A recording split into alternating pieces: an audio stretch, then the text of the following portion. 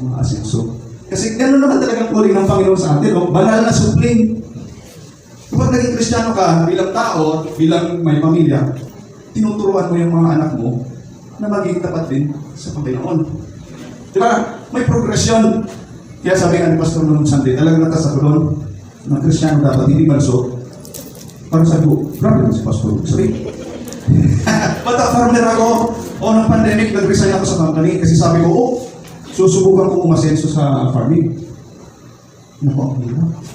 Naubos yung pera ko sa farming.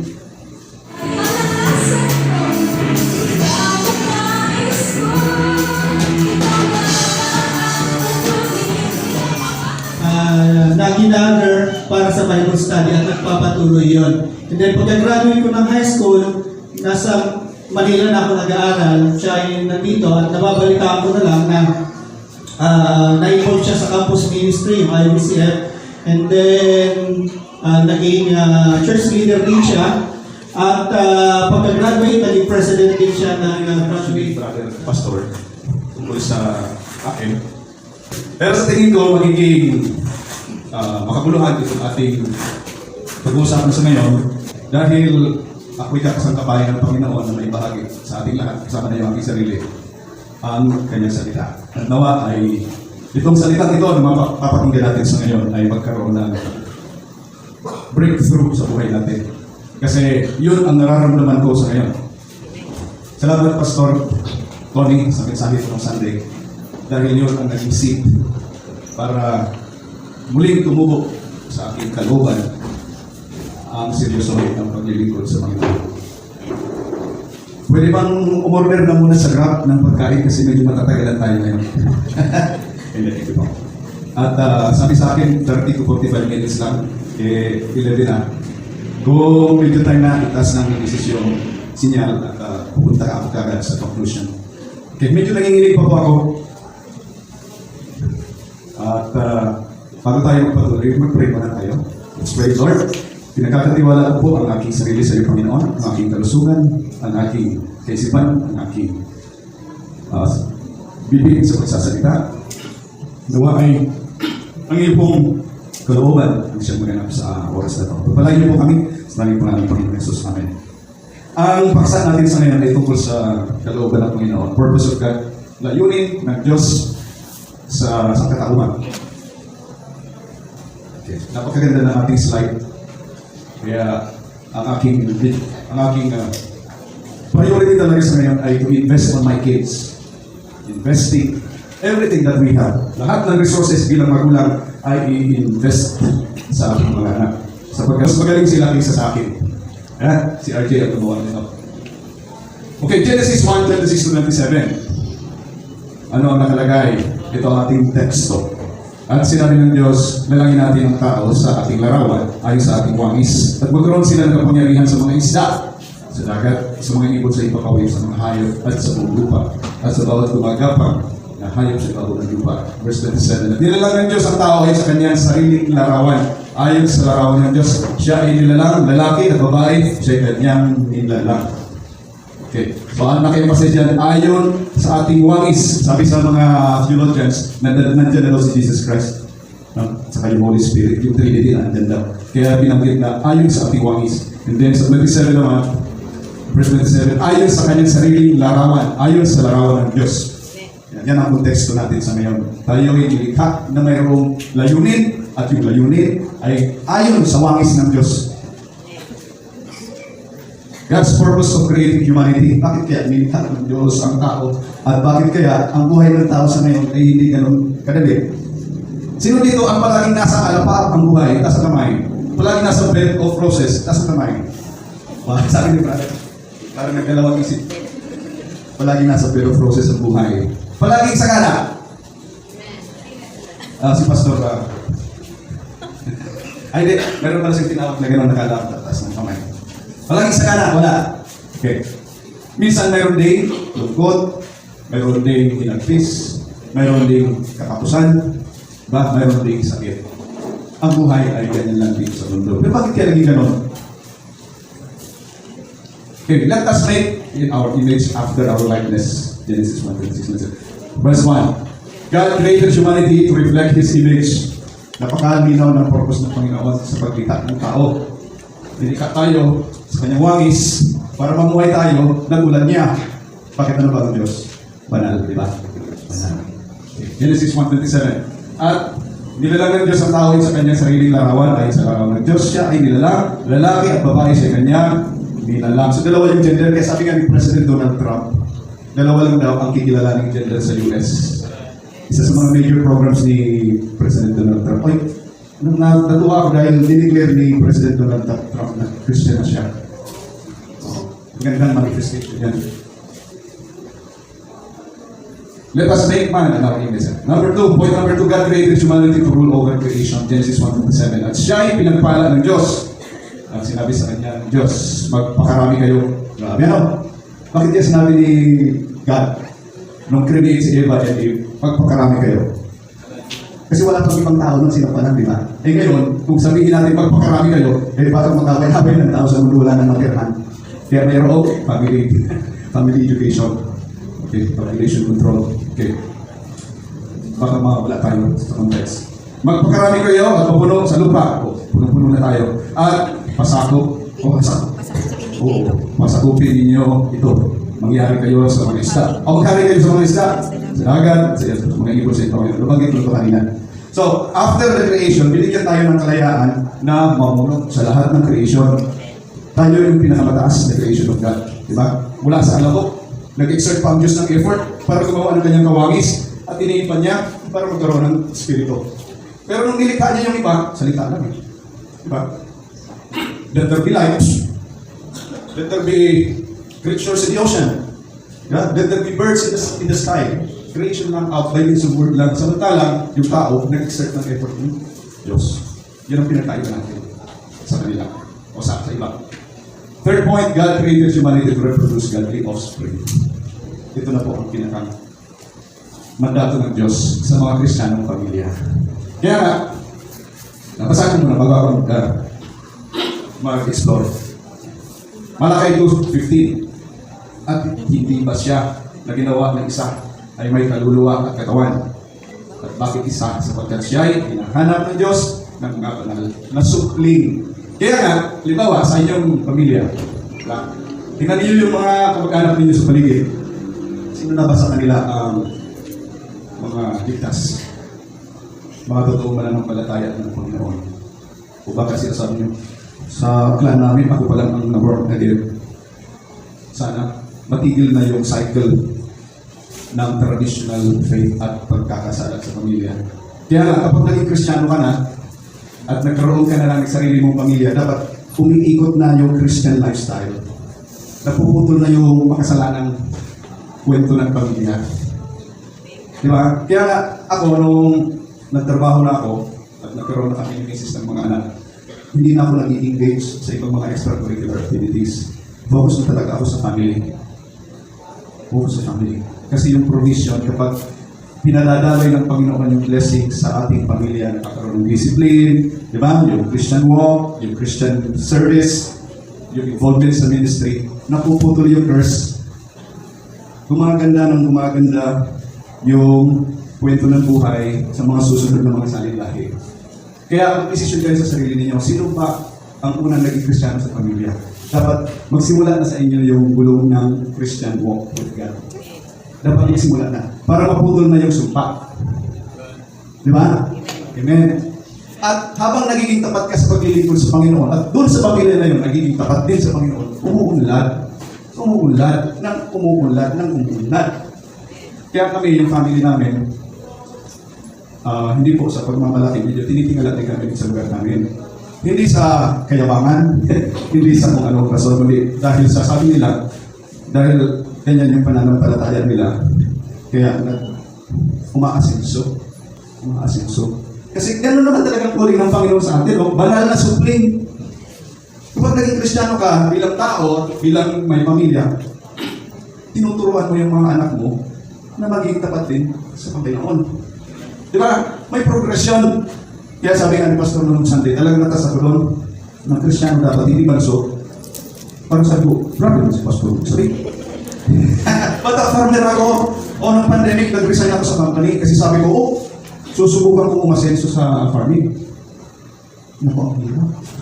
Naubos yung pera ko sa farming.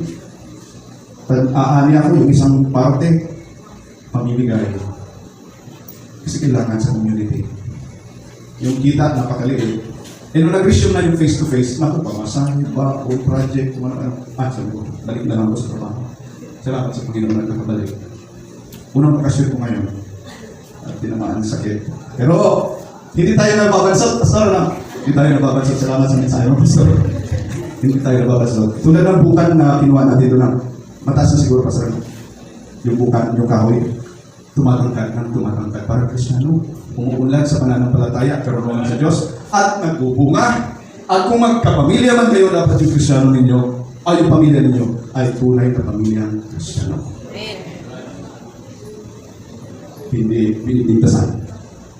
Dapat lumalago, yumayaman. Maganda ang future plan. Maganda ang desisyon sa buhay. Pero it doesn't mean exempted na tayo sa mga pagsubok. Kahit alam naman ninyo yung nangyari sa, di ba? Sa past ng pamilya namin, ay mga kasama, Sister Lali, di ba? Alam naman natin ang lahat ng yan. Walang exemption. Kahit Christian, tayo patapag sa Panginoon. Talagang sinusubok tayo. Pero ang kagandahan, ano kagandahan sa ating mga Kristiyano?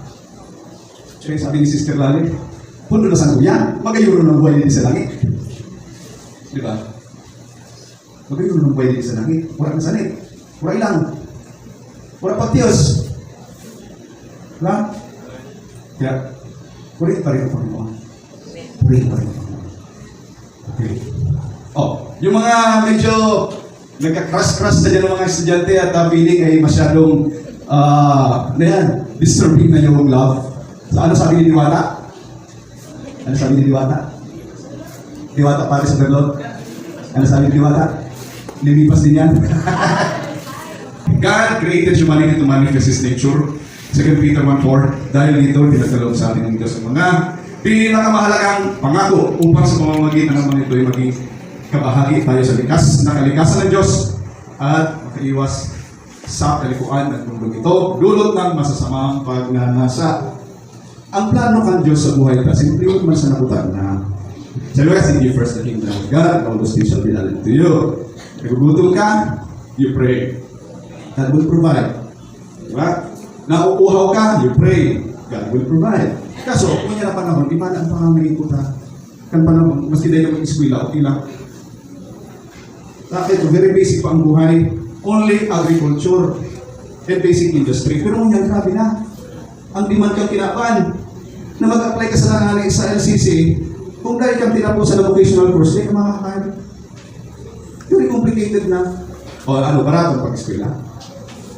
Kung nakisar ka sa BU, barato. Hindi ka na magpamasahe. Pagkaon na lang ang problema mo, free tuition. E paano kung nag-work ka? O di ba? Life is quite complicated. Walang tao, we are very realistic and practical. Okay. Pero, sabi dyan, maging bahagi tayo sa likas na kalikasan ng Diyos. Ano ang kalikasan ng Diyos? Omniscient, omnipotent, He owns everything. Kung maging araw kita kay Lord, na which is not biblical, sabi, let there be light, let there be food, nagugutom ako, let there be food, bang! Wow, may fruits pa. Mangyayari kaya yan? Hindi. Hindi po. Kasi tao kita pa kung magkita Diyos. We always declare our faith in God and we trust in Him that God will provide everything. Kaya kikang balyam sa ligdig, inform niya na sa mga relatives niya na magagraduar na tabi po ako. May tabi na may po pa. Kung ako pwede naman po, di ba mapadala nito ako ni pangbayad sa graduation fee? Tama ka, Ripal? Graduation fee na ang piga-request. Kung miyembro ka sa pamilya, ay, magagraduar na. O, nito na sa pamilya mo. Kung barang kapritsyo, God will provide. God will provide. Sa lahat ng mga sacrifices natin sa pag-aaral, magagraduar ka na sana. Tika po pa. God will provide. Kung dahil yan mo provide, kan relatives mo provide yan dito sa simbahan. Amen. Pakanta,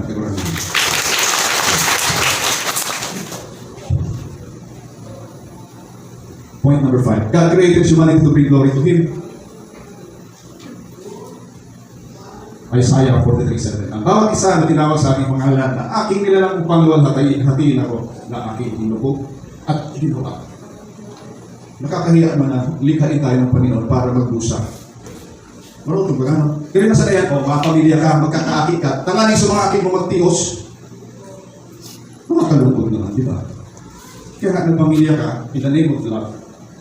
Dahil kapag nagkaroon ka ng anak, bibigyan mo siya ng pag-aaruga at pagkustos upang siya lumaki na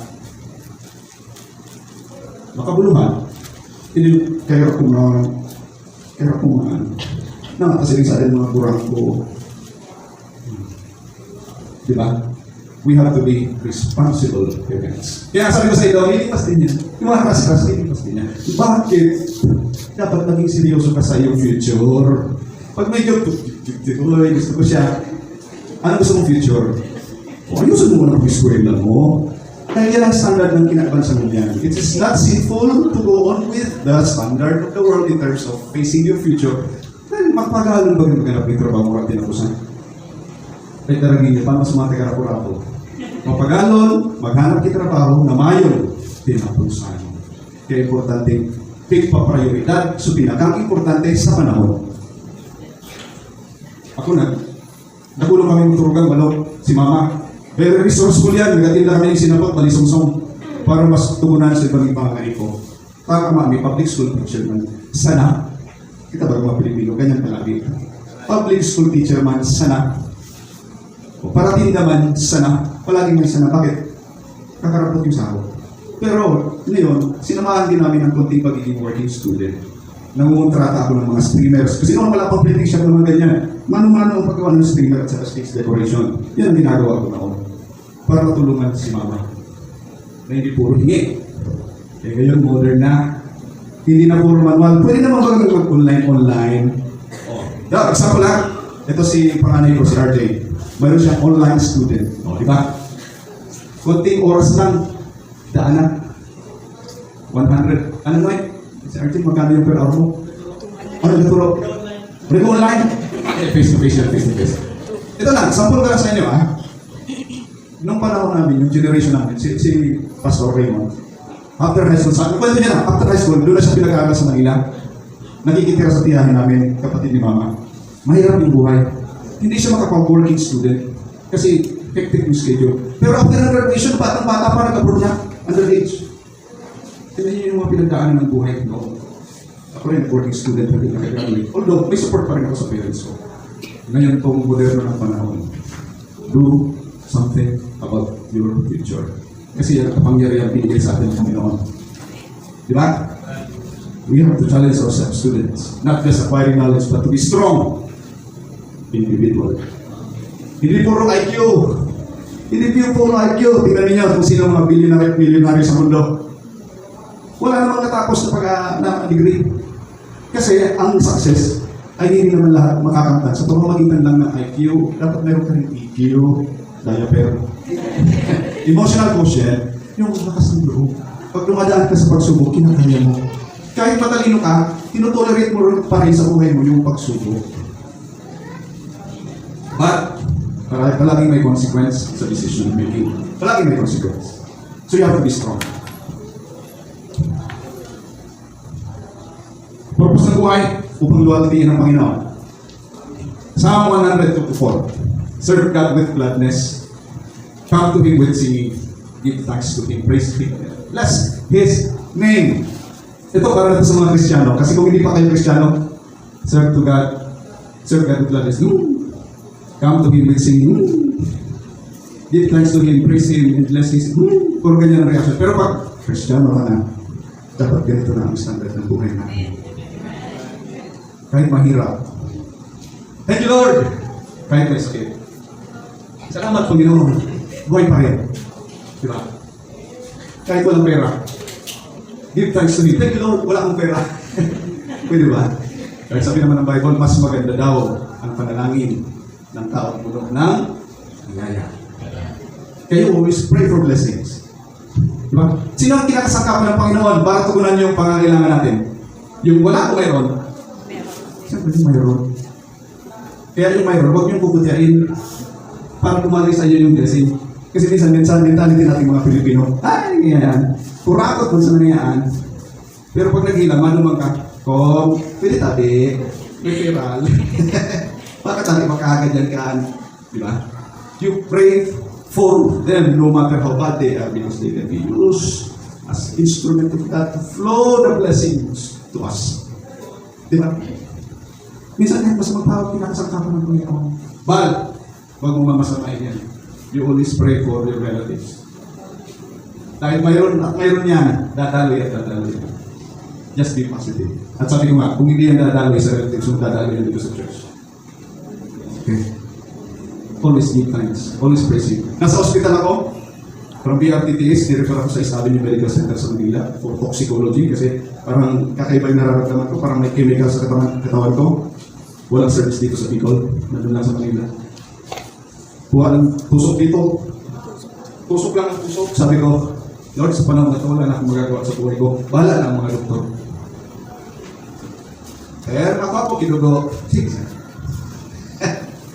Para tusok hindi na ako sa dugo, tusok naman din. Tusok naman din. Wala dugo tusok. Pag may sakit na po tayo, hindi na tayo ang nagmay-may-ari ng buhay natin. Hindi na tayo makapag-desisyon kung gusto natin kumain ng masarap. Sasabihin ng doktor, bawal na po yan sa inyo. Makuha po kami idugo. Sige, sana. Di mo na siya pwedeng pagulog. Ay, magulog ko po yung dog, kaya ako mapapakitugo. O sige, hindi ka, laboratory. Masunod ka na sa akin. Kaya po, reality kang buhay. Sa lambang sitwasyon ng buhay. Always acknowledge God. Lord, ano po ang purpose mo? Nakita nag-aagi ako sa akin ng sitwasyon. Di ba? Okay. 1 Corinthians 10:31. Kaya nga, kung kayo'y kumakain, kung kayo'y umiinom, tubig at tubig, o anuman ang inyong ginagawa, whatever things that you do, gawin ninyo ang lahat para sa ikapupuri ng Panginoon. Nabasa ko nila. Kaya I will go to church to praise the Lord. So every time na pupunta ka sa church, yun lang ang panahon mo na makapag-praise sa Panginoon. Hindi po yan biblical. Ang sabi dito, whatever things that you do, sa lahat ng iyong ginagawa para sa ikapupuri ng Panginoon. Possible or impossible? Make it possible po. Make it possible. Kahit walang pera, thank you, Lord. Kung ano yung ginagawa, gumagawa ka ng assignment. Lord, please bless me na matapos ko po ang assignment for your glory. Eh, kung natapos mo ang assignment, papacheck mo sa teacher mo, di ba maganda ang rating? Eh, pag hindi mo ginawa yung assignment mo, wala kang preparation, ano ang mangyayari sa'yo? O di siyempre, bababa ang grade mo sa teacher mo. Di ba? Kung ano ang iyong tinanim, yun din ang iyong aanin. Nasa Bible ba yan? Amen. Nasa Bible yan. Hindi lang yan kay Confucius. Nasa Bible yan. Hindi lang kay Buddha. Kasi si Buddha may nandiyan yung philosophy. Nasa Bible yan. Okay? Everything that we do, kaya sabi ko nga, kahit nasa trabaho, I will praise the Lord because my job is an instrument of God to bless my family and to bless the church. Di ba kung lahat tayo dinadaluin ng biyaya ng Panginoon, siyempre yung church will grow. Yung family, lalago, uunlad. Kaya lahat, ito, pag-iusap ko. Anyway, teacher naman ako. Sa lahat ng estudyante. Always aim to be an asset. Sa pamilya, always aim to be an asset, not a liability. Kahit estudyante pala kayo, be an asset. Pag nasa bahay, tumulong sa magulang. Hindi yung nagtutunan lang ng oras sa kasi cellphone. Be an asset. Ano pang ibang form of asset? Provision. Dapat maging daluyan ka rin. Hindi lang puro parents. Dapat maging daluyan ka rin ng blessing. Diba? Dapat maging daluyan. Kaya sabi ni Pastor, huwag maging balsot. Lahat lumalago. Lahat naging instrumento ng Panginoon. Okay? Pag kumakain ka, pwede mo bang purihin ng Panginoon? Lord, salamat sa tayo. Masira mo. Diba? Lord, salamat sa kusina mo din. Masustansyaon. Hindi, Lord, tawag mo muna ko tabi ng ham. Tatlo minus na kayo tuyo. Kaya palagi mong kinakawawa ang buhay mo. Eh, sabi yan, be cheerful eh. Diba? Kahit sa kapighatian, maging mapagpasalamat. Kaya tingnan nyo kahit sa Facebook, mag-scroll kayo. May mga positive vibration, may mga positive, kung ano mga positive vibes. Kasi kailangan ng tao positive. Ang daming nare-depress. Nung nagpa-farming ako, daming depression ko. Yung isolated ka, wala kang nakakausap. Lumayo pa ako sa pamilya ko. Far abroad. Talagang parang akong sira ulo. At yung pangarap ko kumita ng malaki. Hirap kumita ng malaki sa bundok. Hirap. Kaya din ako pag-istoryahan na, hindi mo ba niya naranasan? Hindi mo ba naintindihan ng buhay ni, ay, inanas ko po yan. Grabing depression sa paghahanap buhay. Grabing depression sa paghahanap buhay. Kaya sa mga estudyante, minsan intindihin niyo ng konti yung parents ninyo. Kasi talaga baka wala nang makukupi. Kasi puro na kinupi. Diba? Sa katotohanan lang, pag humihingi tayo, hindi natin alam yung parents natin, yun na lang pala yung huling pera niya na ibibili na lang sana ng pagkain para sa lahat. Ibibigay na lang sa'yo para pumiskarte na lang siya. Matugunan niyo yung pangangailangan. So in whatever situation, whether you eat or drink or whatever things that we do it all for the glory of God. Kasi kapag positive ka, di ba, nakikita ng mga tao na hindi pa nakakikilala sa Panginoon. Yan mo yan. Kan puro ngayon, nagsurusimba na ngayon yan. Kasi nga rin ngayon, di ka po, pero mahal ba ng lingon? Positive siya palagi. At yung vibration niya, kung wala man yan sa Bible na vibration na yan, ang gawin na natin kasi kailangan natin ng positive vibration. Para lahat tayo ganahan sa buhay. Hindi, makahirap man ako. Warak na ako pamasahay, pa ako makasimba. Oh. Ang rayo mo sa simbahan, 2 kilometro. Sabi ni Lord, uy, nagpakaitas ng kolesterol mo, magaling ka. Diba? Maglakad ka naman para bumaba yung body cholesterol. Yung pala gusto ng Panginoon. Okay. Matthew 5:16. Kaya din naman, hayaan ninyong lumiwanag ang inyong ilaw sa harapan ng mga tao upang makita nila ang inyong mabubuting gawa at luwalhati ang inyong mamana sa langit. O yun pala. Yung mabubuting gawa. O sa mga kapitbahay, ginagawa ko ba ninyo yung noong una na pag nagpakulaw ka, puro pakulog. Mintras na nagpukulog pa, pero luto na, pinagtatabuan mo na sa kapitbahay mo. Hindi mo ba nito yan? Mas ibig pa para marites ka. Kaya kung magirami sa sarili ng urumang ko, diit-diit na lang. Nagmamarites sa'yo, diit na lang sa imo. Pero turulan mo magirami. Hey! Kapitbahay. Oh, ikaw parang dyan pangira. Ay, kung sinabi mo yan. Isa lang po na sana sa maluto. Tapuro sana sa pawit na gulay. Oh. Pero at least, sabi ng kapitbahay mo, nung naburnagin mo yan, nung na, hindi na ngayon nangingil. Hindi na nangingil. Pero kay Puwanta po yan. Kaya kami po, sa mga kamag-anak namin sa Tagas, kahit ngayon medyo nahihirapan po kami kasi one-sided po eh. Pag naging Kristiyano ka, nakikita nila yung blessing na dumadagay sa pamilya mo. One way lang yung flow ng healing.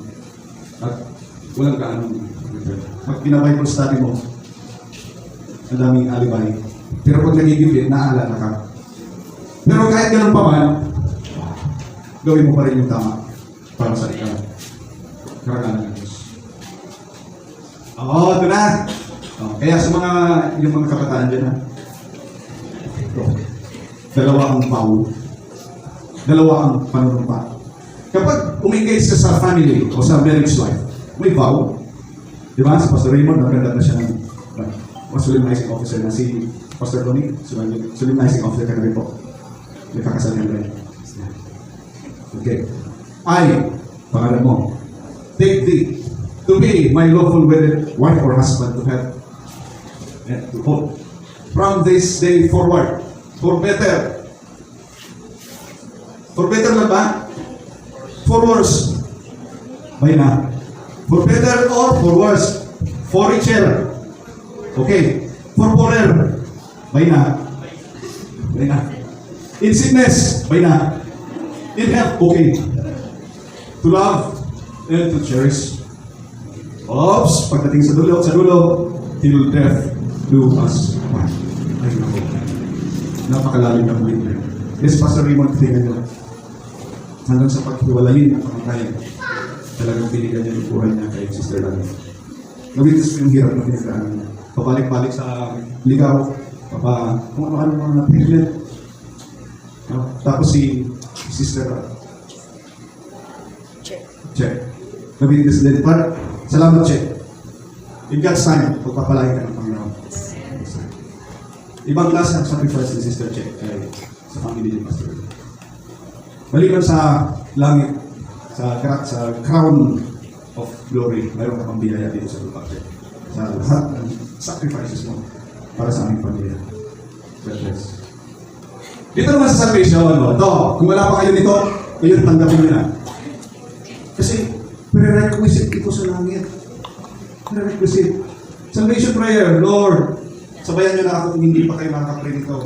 Lord Jesus, I come to you today. I am a sinner. But you died for me. Jesus Christ, come into my life. Be my Lord and Savior. Take control of my life from this day forward. Thank you, Jesus, for saving me. Amen. At kung seryoso yung panalangin nito, from day forward, ligtas kayo.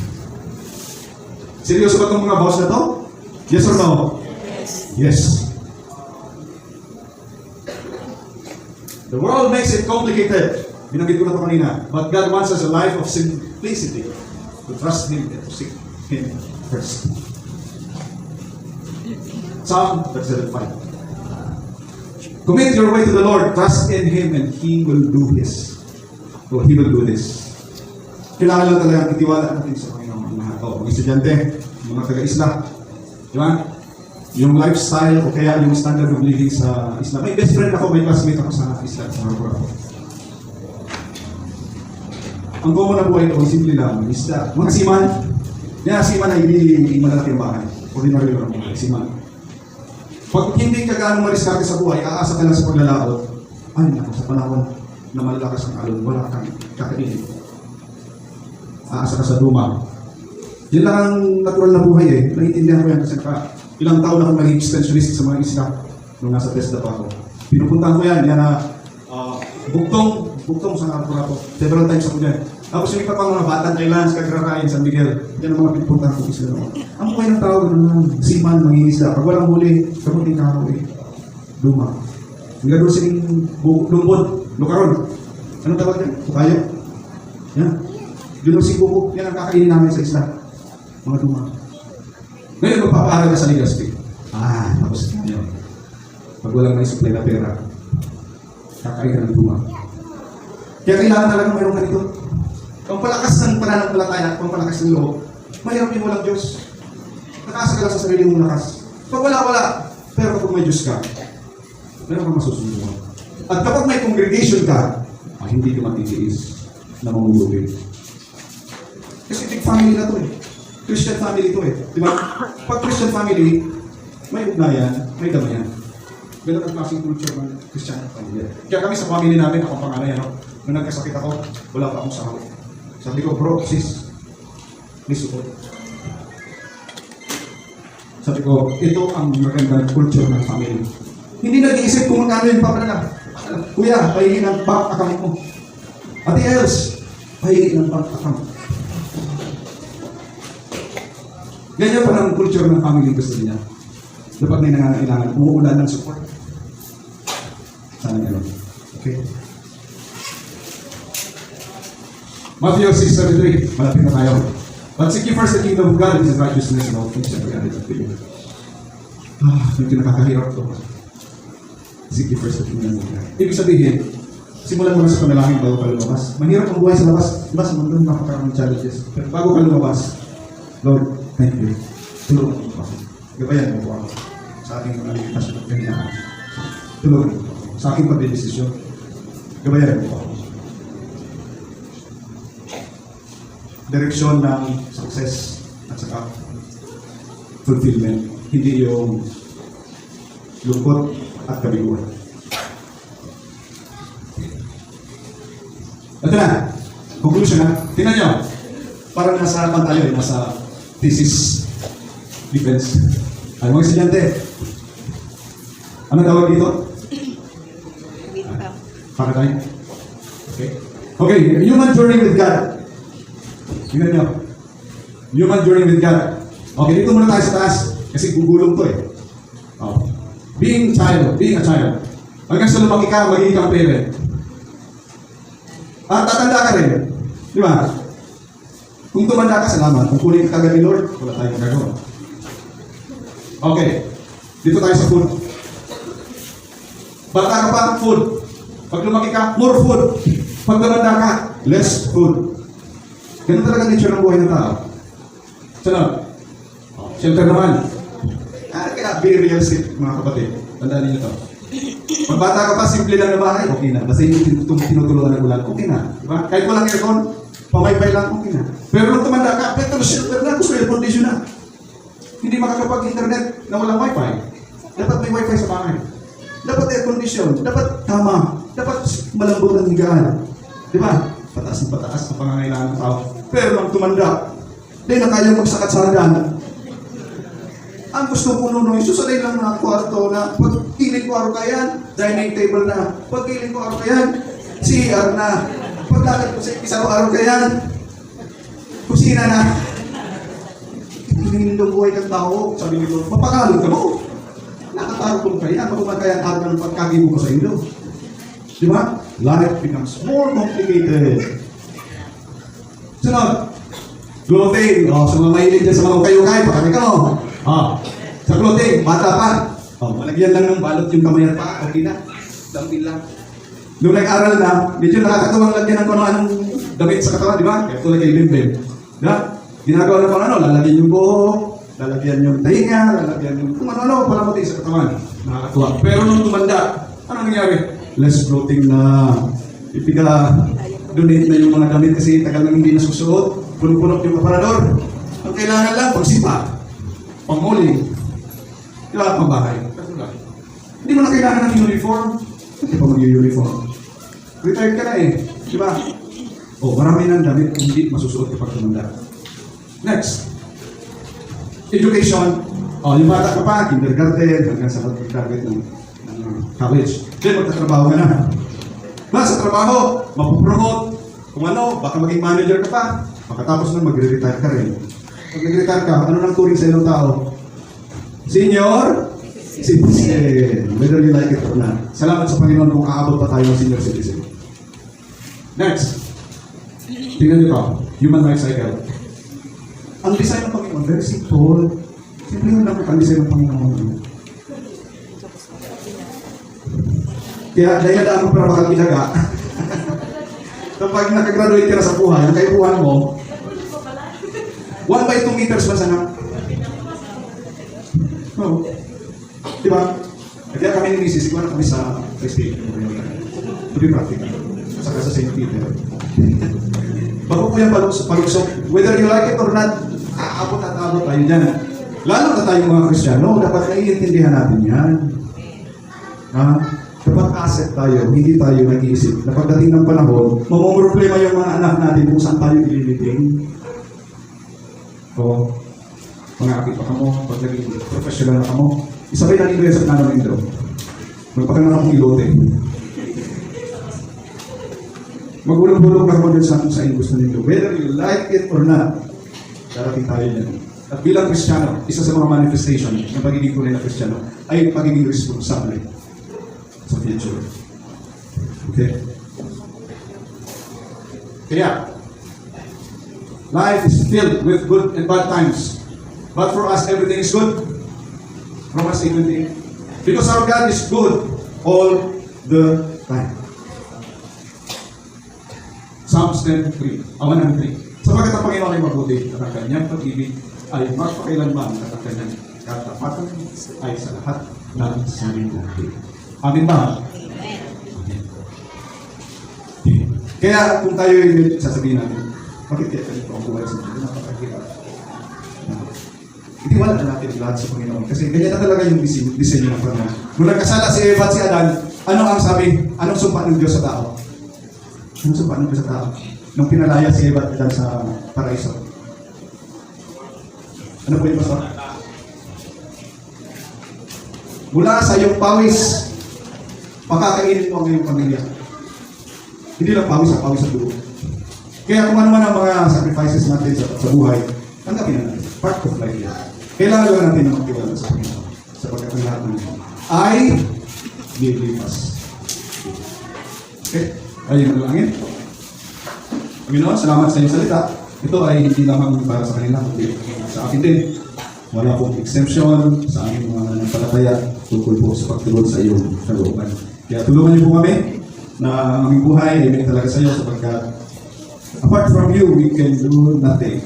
So please help us, Lord, sa mga estudyante, pagpalain niyo sila, patuloy niyo po silang i-encourage, patuloy niyo po silang i-motivate to do their best para sa kanilang future. At maging sa mga magulang, pagpalain niyo po ang bawat isa sa amin at patuloy niyo po padaluin ang iyong masaganang biyaya, maging ang kalusugan sa aming mga kapatid. Salamat po sa aming pangalan ng Panginoon Jesus. Amen.